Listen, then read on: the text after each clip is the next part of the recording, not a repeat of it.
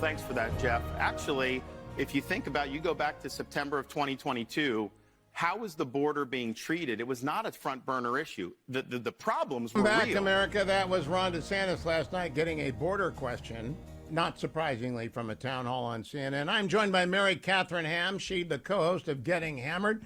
You can follow her on Twitter at NKHammer. Good morning, Mary Katherine. How are you? Good morning. I'm all right. Mary Katherine, last night a story leaked in Politico that the Senate Republicans are going to bring forward an immigration deal along with Israel and Ukraine aid that does not have a border fence in it.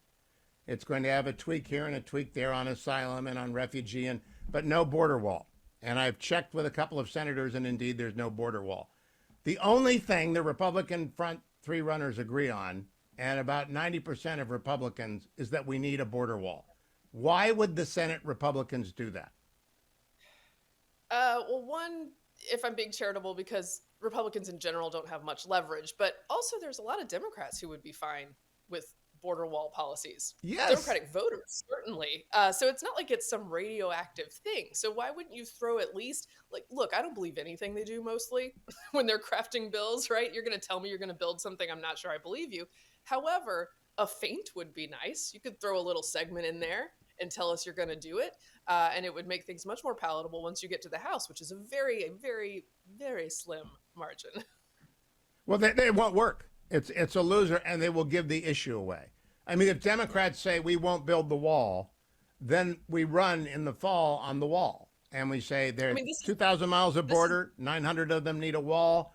We're going to be very nice to the 20 to 30 million people who are here. We're going to sort it out. We're going to fix it. We'll get border facilities. But we need the wall because it's the signal. It's the visible expression of an invisible resolve. And I'm a wet, right? I'm a border moderate. I assume you are as well. I don't know. They have radicalized me. I used to be much more moderate. And these policies are just so out of control, and communicating that you're out of control as a presidential administration, particularly to a particular voter demographic I keep talking about, suburban women, is not something that makes them feel good. So communicating in this time when, by the way, people are more friendly to border restrictions than they've been in years. Let's try something, guys. Well, this is, and when they tell me they don't have leverage, Mary Katherine, I want to play poker with them. It's like they're sitting there with a royal flush of leverage, and they're saying, we don't have any leverage. I'm not going to see your raise. They don't know how to do this. Let me turn to this. David Urban just posted the latest New Hampshire poll. Donald Trump 50%, Nikki Haley 34%, Ron DeSantis 5%. Nikki Haley canceled a debate with ABC because she didn't want to be on the stage. John Podhoretz tore his hair out. Can't understand why. And she won't appear on the radio. She's doing CBS This Morning. What is up with this campaign? I'm not sure, because those both seem like places she would shine, right? A debate stage is where she's earned all that momentum with good reason. Like, she performs well almost all the time, particularly in opposition to someone who's coming at her. So that's like a perfect place for her. If it were me, which it is not, thank goodness, I would do that debate. I would be doing nonstop interviews. As I recall, you did the New Hampshire debate with ABC 8 years ago, did you not? I did. Yep, that's correct. So if they had ABC and Mary Katherine Ham, Ron DeSantis, and Nikki Haley, that would help Nikki Haley. I don't understand it. It seems strange. I hadn't heard. All right, last one.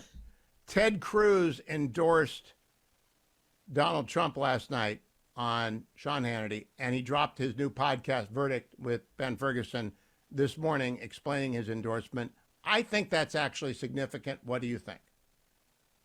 I'm not sure that I'm super surprised. I feel like after Marco Rubio being a little bit of a counterintuitive story, this one doesn't feel surprising to me, but perhaps it matters. I don't know. I feel like a lot of this is I'm going to say the establishment, but you know what I'm saying. Elected Republicans sort of falling into line for who will likely be the party's candidate. And it matters, but how much does it matter on a day-to-day basis? I'm not sure. I think it's a momentum killer for the other side. And that Senator Cruz, being a conservative up for re-election, does not want to be opposite Trump. And I expect all this week, and there will be more Republican congressmen and senators. And then the week before, I guess South Carolina is February 24th. So we have a month of endorsements coming. Mary Catherine, your overall assessment, what did Iowa teach you? I think it taught me, look, I know there's a lot of discussion. I'm not predisposed to like President Trump, right? So I'm skeptical. I'm one of those suburban women that's hard for him to win their votes. So I'm arguing against interest here. But a lot of people are saying 50% is not a great showing. But like, this is a real contested primary. And in that primary, he looked more like an incumbent than I expected him to look. It looked more like people were saying, resounding, no, this is the guy we want. It's 98 of 99 counties. That seems like a pretty important move for me. Mary Catherine, quickly, at the end, at his acceptance speech, which was censored by CNN and MSNBC, he was easygoing, avuncular Donald Trump like he was on the Fox News thing. Do you think that wins for him as opposed to fiery, white-hot rally Donald Trump? I think it's better. As always, the question is how long can he keep the lid on his id, and it is not very long. Mary Katherine Ham from Getting Hammered, thank you. Do not pass that bill, senators. Don't do it. Don't be stupid. Build the wall.